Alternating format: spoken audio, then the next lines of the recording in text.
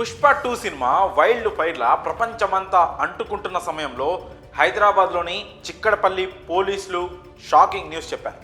Pushpa 2 team అంత ఆనందం మునిగి ఉన్న సమయంలో పోలీసులు చెప్పిన న్యూస్ సంచలనంగా మారింది. బుధవారం రాత్రి పలు థియేటర్లలో పుష్ప మూవీ ప్రీమియర్స్ ప్రదర్శించిన విషయం తెలిసిందే. ఈ క్రమంలో హైదరాబాద్లోని ఆర్టీసీ క్రాస్ రోడ్లో ఉన్న సంధ్యా సినిమా థియేటర్లో ఎలాంటి దుర్ఘటన జరిగిందో తెలియంది కాదు. ఈ బెనిఫిట్ షోకు బన్నీ సహా పుష్ప 2 టీం నుంచి 12 మంది హాజరయ్యారు. వీరిలో అసిస్టెంట్ కెమెరామెన్ సహా పలువురు ఉన్నారు.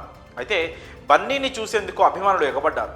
ఈ క్రమంలో జరిగిన తోపులాటలో రేవతి అనే మహిళ మృతి చెందగా ఆమె కుమారుడు ప్రాణాపాయ స్థితిలో కొట్టుమిట్టాడుతున్నాడు. తాజాగా బన్నీ టీం దీనిపై స్పందించి బాధిత కుటుంబాన్ని అన్ని విధాలా ఆదుకుంటామని, మా బృందం ఆ కుటుంబాన్ని కలిసి అవసరమైన సహాయాన్ని అందజేస్తామని తెలిపింది.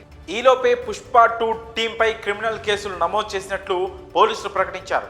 తమకు ముందస్తు సమాచారం ఇవ్వకుండానే బన్నీ సినిమా హాల్ వద్దకు వచ్చారని, అందుకే క్రౌడ్ పెరిగిపోయి తోపులాటకు దారితీసిందని పేర్కొంటూ పుష్ప 2 టీంపై క్రిమినల్ కేసులు నమోదు చేశారు పోలీసులు. బన్నీ సహా మొత్తం 12 మంది పుష్ప 2 టీం సభ్యులపై కేసులు నమోదు చేసినట్లు చిక్కడపల్లి సర్కిల్ ఇన్స్పెక్టర్ తాజాగా వెల్లడించారు. A1గా సంధ్యా థియేటర్పై కేసు నమోదు చేయగా A2గా అల్లు అర్జున్పై కేసు నమోదు చేశారు. ముందస్తు సమాచారం ఇచ్చుంటే మరింత మంది పోలీసులను మోహరించి అభిమానులను కట్టడి చేసేవారమని అన్నారు. ఎలాంటి సమాచారం ఇవ్వకుండా సర్ప్రైజ్ విజిట్ చేసి అభిమానులు తోపులాటకు దిగేందుకు పుష్ప 2 టీం కారణమయ్యారని తెలిపారు. ఇప్పటి వరకు అయితే బన్నీ టీం నుంచి దీనిపై ఎలాంటి స్పందన లేరు.